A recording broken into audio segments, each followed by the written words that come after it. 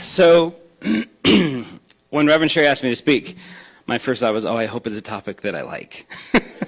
And then when she said just working through trials and challenges, like that's who I am. And so I was so happy to hear that. So I hope you'll indulge me today. I'm just going to take you on a journey in my own life through things I've gone through myself. So I want you to think for a minute about a time in your life. Usually it's at night, often it's stormy, or you just have a bad service provider, and all of a sudden the lights go out. Think about that moment. We've all experienced it. You're sitting, you're working, you're watching TV, you're eating dinner, you're cooking, or whatever, and all of a sudden the lights go out and it's pitch black. What's the first thing you want to do? You want to get light, right? Where's the candle? Where's the flashlight? Where's whatever? I have to get light. That's our first instinct automatically we go to.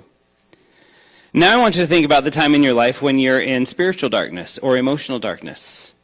When we have challenges and struggles and trials. It might be financial. It might be we lost someone. It might be a heartache of some sort. It might be illness. It might be whatever, but we're in darkness. Why don't we seek the light then? That's not our first instinct usually. Usually our instinct is to make it darker, to wallow in it, to make sure the world knows how dark my life is and my challenges are and my struggles are. And we just hold on to it. We embrace it. We pull it tighter because we're human beings. But why isn't our first instinct to go find the light? But it's not that easy, Roger, they say. And I would say, if you say so. It can be. It really can be. So today I'm going to help you find ways that hopefully you can take into your life through some of my experiences to help you learn how to find the light in those dark times. Because we've all been there. Is there anybody in this room who's never had dark times? Wow, I was surprised. Okay. We've all been there. We've all been there. We all have challenges. We all have struggles. We've all been through it all. And then we say, oh, but you don't understand. My darkness was special. My darkness was darker than your darkness. It's all darkness. It's all the same. So darkness, that place in our life where we find no hope sometimes, where we find despair, where we find struggle, where we find misery. Shadow, that part of ourselves that we want to repress or deny, that's not us. You know, those things we do that we don't like that we do, but that's what we do it. And we do it because we're human beings and we all have one. So how do we find the gold and the God in our shadows, in our darkness, in our trials, in our challenges? I'm going to give you 4 things today that I've learned to help yourself. And I hope that you will go home and do this because what I've found has brought a lot of joy into my life. So the first thing, step number 1, is to seek the light, just like we do when the power goes out. And again, but Roger, it's not that easy. Yeah, it's not that easy. It takes a conscious effort. It has to be something that you're consciously aware of and consciously thinking about all the time to be able to force yourself to do something that doesn't come natural. Because at first, it doesn't come natural because we're so used to being miserable when we're miserable, right? It doesn't come natural to want to step out of that. I think about the scene from Peter Pan when he's trying to escape his shadow, right? Does the shadow ever go away? Does he ever get away from it? Wherever he goes, there it is, right? Your shadow's always going to be there. It's what we do with that shadow, how we light it up, how we illuminate it that makes the difference. So about once or twice a year, I turn my family room into a filming studio, and I record training videos and different things that I use for my business. And about the first 2 hours of every time is spent getting the lighting just right. I have lights all over the place. I have lights behind me. I have lights over me. And the challenge and the struggle in that is finding where does the light work that I don't have that big, massive shadow behind me while I'm speaking. And can you see how this also applies to our life? We have that shadow there. It's there. That stuff is there, and we hold on to it. But how do we illuminate it? How do we light it up so that it's still there, but maybe it's not so present? Maybe it's not so prevalent. Maybe it's not the first thing you see. Because sometimes I'll put the video on, and I'll film a little bit, and I go back, and I'm like, oh, wow, it's all you see is that shadow. So we have to learn how to adjust the light. We have to learn how to seek the light. So what light am I talking about?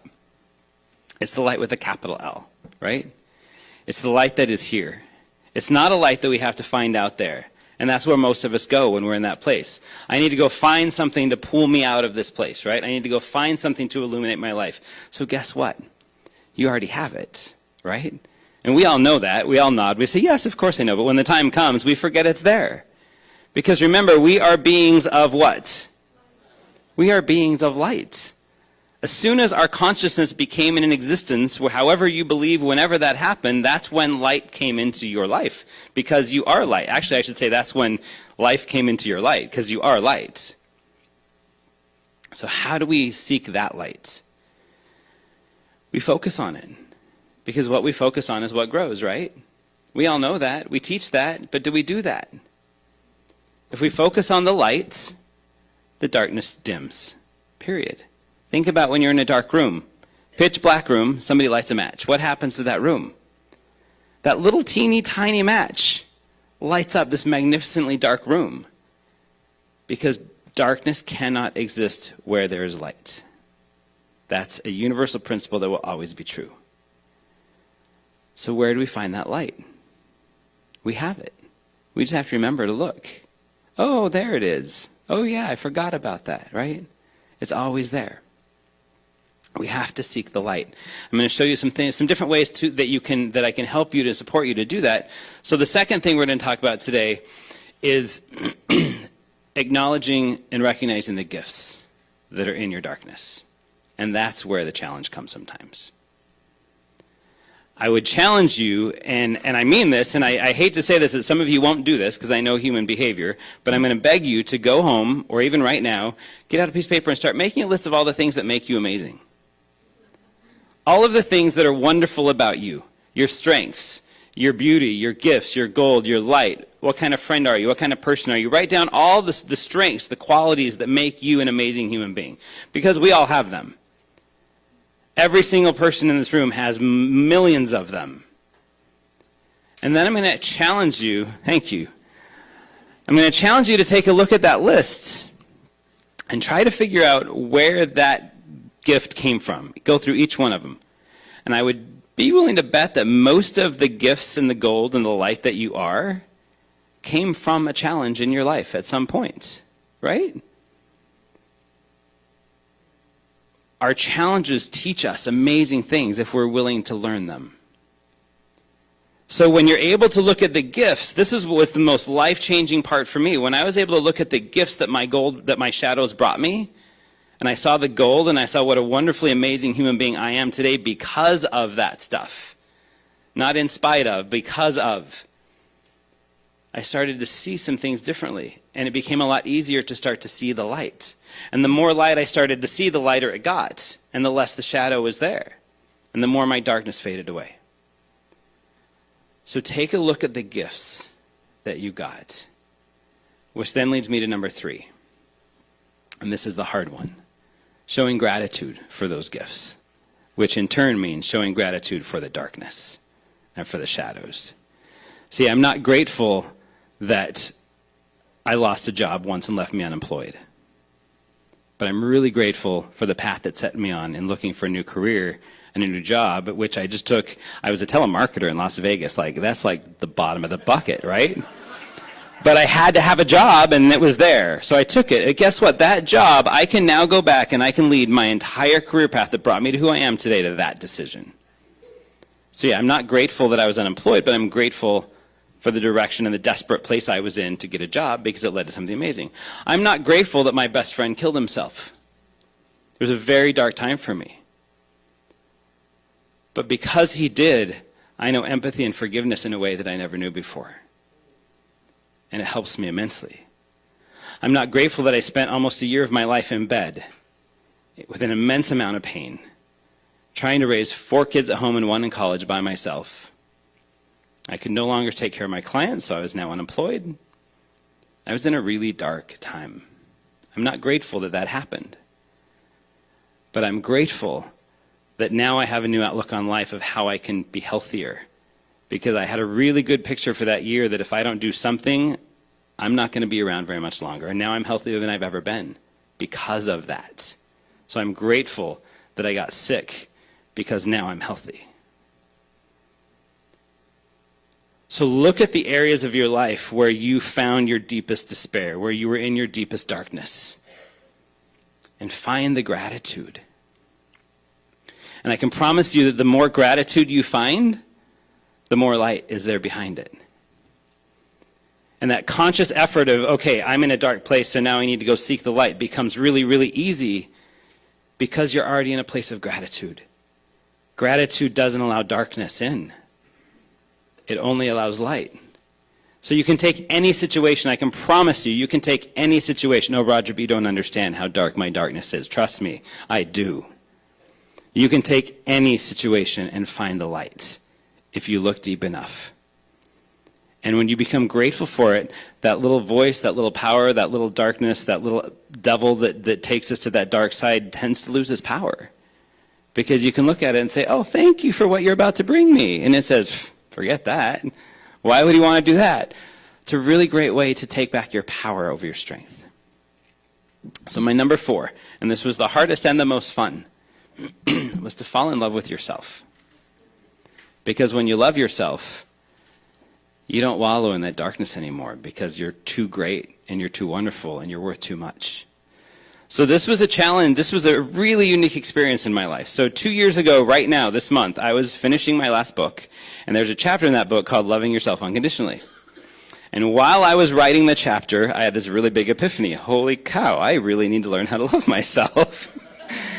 Here I am writing this book, teaching people how to do it, and wow, I thought I knew how to love myself, but wow, when I look at it, I really don't. Because I had just come out of a really, really dark time in my life. And I realized that I didn't love myself the way that I thought I did. So I set out on I gave myself a challenge, and I'm going to give you the same challenge, and it sounds really crazy and a little silly, and I want you to bear with me. So what I did is I made a list. I like lists if you can't tell. I thought of all of the things in my life, like if I were to meet somebody special, I was single at the time, and thought if I meet somebody special, what are the things that I would want them to do for me to cause me to fall in love with them? Right? So even if you're not single, you know what that list is. You know the things that made you fall in love with someone. So I made that list. Things like sending me love notes, sending me messages during the day telling me how amazing I am, taking me on dates, telling me I look great, taking me on vacation, sending me flowers, giving me gifts. Oh, the long list. Make it really long and juicy. That's what matters, okay? Get really long with this list. And then the challenge was, now I decided, I dedicated the entire year of 2017 to this list. And then I decided for 1 year I was going to do all of those things for myself. So this is where it got a little crazy, because I would wake up in the morning and tell my self how wonderful I was. I would look in the mirror and say, damn, you look good. I would set my text messages on my phone to send me a random text message throughout the day to tell me how awesome I am, and what a great person I am, and what a great impact I've had on my life. I took myself on dates once a week. It became fun and silly and crazy. But one of the things on my list was that I wanted to meet someone someday that would be willing to open their soul to me, even the darkness, even the crap, even the stuff that we don't want to see, and love him anyway, or love me anyway. Isn't that what we all want? So I thought, guess I have to do that one too, huh? So I started having conversations with myself. And I started getting to know myself at a new level. When I was starting to open up my darkness and my pain and my things, I would start to look at that and explore it. And bask in it and love it and learn to love it no matter what, because that's what unconditional means, right? What's the word of unconditional? Think about it. Unconditional means what? Without condition. Think about that for a minute. We always say, oh, I love you unconditionally, but do you really? You know? Do you really? Because if you love someone unconditionally, that means that when they really, really do that thing that you hate, you can love them and say, thank you for doing that, because it gave me an opportunity now to learn and grow. Unconditional means without conditions. So if I'm going to love myself unconditionally, that means even when I mess up, and the tendency that we usually have is when we mess up just to beat the crap out of ourselves, when I mess up, I get to celebrate it and love it and say, wow, let's learn and move on, and I love you anyway. So at the end, excuse me, in the middle of that year, in the summer, I took myself on a road trip. I took myself on a vacation, because I wish somebody would take me on a vacation, right? So I went on a road trip all through Colorado, the Rockies, up to the Pacific Northwest, down the Pacific Coast Highway. It was amazing. 4,000 miles of me in the car with amazing music. And I always say God is my DJ. I just put it on shuffle and whatever songs I need to hear or what pop up. They always do. And I was coming down the Pacific Coast Highway up in Oregon. If you haven't driven the Oregon coast, it's one of the most beautiful places on earth. And all of a sudden, I heard Gary Lynn Floyd came on, song Love Cover Me. If you don't know it, you need to know it. It's life-changing for me. And the song started, and I started thinking about my life, doing a little bit of an inventory about my life. And all of a sudden, and this really shocked me, because I had spent 20-something years in personal growth and development. Been to every therapist in the world. I've been through programs and groups, and I had healed my stuff, right? I was good. All of a sudden, this list popped into my head again. I was like, dang, where did you come from? And I started reminiscing about my brokenness. Because I had spent 40-something years of my life being told that I was broken in one way or the other, through experiences, or some people actually even said it. So I started reminiscing about how broken I was, and I started going down that spiral. And all of a sudden, Spirit reached into my car and reminded me that I'm not. Because every single thing that I listed that made me broken in my mind, Spirit came right behind it and said, oh, but look at what you have because of that. Oh, look what you have because of that. Oh, look what you have because of that. And I had a moment coming down this winding road that I literally had to pull over because I couldn't see anymore. And my car was so filled with light, and I sobbed for about 20 minutes as that song played on loop over and over and over. And I learned that my brokenness gives me my light. And I learned to fall in love with me that day. I learned that day that I really freaking love this guy. And that's when it changed. When you love yourself to that degree, even the mistakes, even the challenges, even the struggles, even the darkness, even the shadow, they can be there, but you can focus on the light. Because that's what made me special. I thank God for my darkness now, because it made me who I am today. In every area of my life, I can see that my darkness brought me who I am today. And whether you think so or not, I think I'm a pretty great guy. And that's what made the difference, is now I felt that and I knew that because Spirit told me, because we are beings of light, because I am a being of light. That's what we teach. So now our job is to take that light and take it out there, because that world really needs it. Really, really, really bad. So I challenge you, if you have darkness in your life, if you're one of those people like myself for so many years that will not let go of it because it's nice, it's comfortable, it's safe, right? I'm going to hold it close because that's my companion. It's been my companion for so many years. But when I can let go of it and embrace this, my light shines for other people. And that's who we are, and that's what we're meant to be. I look out in this congregation right now and I see light. I see beautiful, amazing beings, like every single one of you. I love being here, just seeing your eyes, because you're light. So I'm going to challenge you to take this really seriously, because my life changed when I went through this journey. Seek the light. Find the gifts in the light. Be really grateful for the light, and then use all of that to fall in love with yourself, because that's where magic happens. We were meant to have joy. We were meant to have such amazing joy that the world can't contain it. And it's our job to bring that into ourselves and shine it forth, not somebody else's. So as scary as it might be, I challenge you to let go of that darkness for a minute and give yourself an opportunity to see what an amazing, wonderful being of light you are. I love you guys. I think you're amazing. You're beautiful. You're such a huge part of my heart. That's why I come in this room every single Sunday with my heart open. And I hope you do the same. I love you, and I thank you, and have a beautiful day.